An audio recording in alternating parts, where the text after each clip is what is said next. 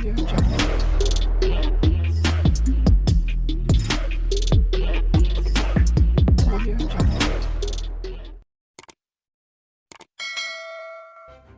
kasih karena memilih channel ini. Sebelum kita mulakan video ini, sila pertimbangkan untuk menekan butang like, share, dan subscribe, dan aktifkan butang lonceng Anda agar Anda sentiasa mendapat info-info percuma pada setiap hari dari channel kami. Dan tinggalkan komen Anda karena komen Anda amatlah dihargai.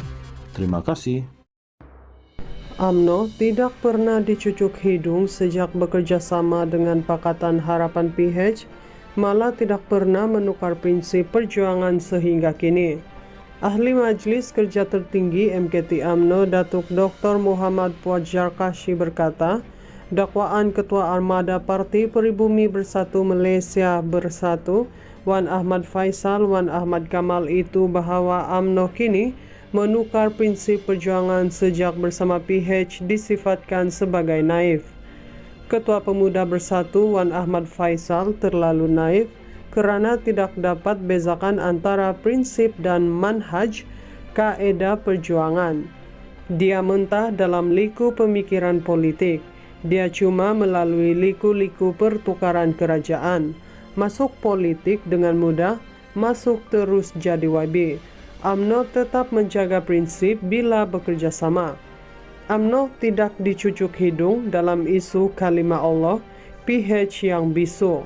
UMNO mewakili suara orang Melayu dalam kerajaan, tulisnya dalam Facebook miliknya pada Sabtu. Beliau yang juga Speaker Dewan Undangan Negeri Dun Johor berkata, parti itu tidak pernah menukar prinsip perjuangan walaupun perkara tersebut dibolehkan. UMNO tidak pernah tukar prinsip perjuangan. Tukar kaedah, uslub dan manhaj memang dibolehkan. Ia ikut keadaan masa tersebut. No Anwar No DAP adalah manhaj sebelum pilihan raya umum ke-15. Di PRU 15, BNPH berlawan. Tetapi selepas PRU 15, manhaj berubah, ujarnya.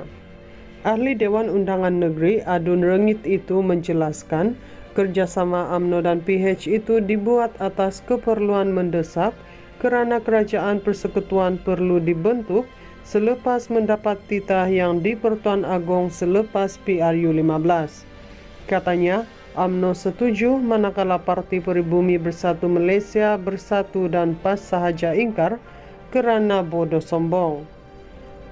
Menurut Fuad, walaupun bersetuju membentuk kerajaan bersama, BN tidak menyertai PH. Ini berbeza dengan Bersatu dan PAS yang lebih awal bersekongkol dengan DAP, termasuk bergabung dalam PH dan Pakatan Rakyat. UMNO pernah berkawan dengan Gerakan. Di awal penubuhannya, parti itu dicap Kauvinis.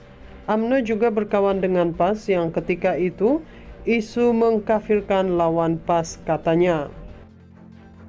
UMNO tidak pernah dicucuk hidung sejak bekerja sama dengan Pakatan Harapan PH, malah tidak pernah menukar prinsip perjuangan sehingga kini. Ahli Majelis Kerja Tertinggi MKT UMNO Datuk Dr. Muhammad Fuad Zarkashi berkata, dakwaan Ketua Armada Parti Peribumi Bersatu Malaysia Bersatu, Wan Ahmad Faisal, Wan Ahmad Kamal itu bahawa UMNO kini menukar prinsip perjuangan sejak bersama PH disifatkan sebagai naif. Ketua Pemuda Bersatu Wan Ahmad Faisal terlalu naif kerana tidak dapat bezakan antara prinsip dan manhaj kaedah perjuangan. Dia mentah dalam liku pemikiran politik. Dia cuma melalui liku-liku pertukaran kerajaan. Masuk politik dengan mudah, masuk terus jadi YB. UMNO tetap menjaga prinsip bila bekerja sama. UMNO tidak dicucuk hidung dalam isu kalimah Allah, PH yang bisu. UMNO mewakili suara orang Melayu dalam kerajaan, tulisnya dalam Facebook miliknya pada Sabtu. Beliau yang juga Speaker Dewan Undangan Negeri Dun Johor berkata, parti itu tidak pernah menukar prinsip perjuangan walaupun perkara tersebut dibolehkan. UMNO tidak pernah tukar prinsip perjuangan. Tukar kaedah, uslub dan manhaj memang dibolehkan. Ia ikut keadaan masa tersebut. No Anwar no DAP adalah manhaj sebelum pilihan raya umum ke-15. Di PRU 15, BNPH berlawan. Tetapi selepas PRU 15, manhaj berubah, ujarnya.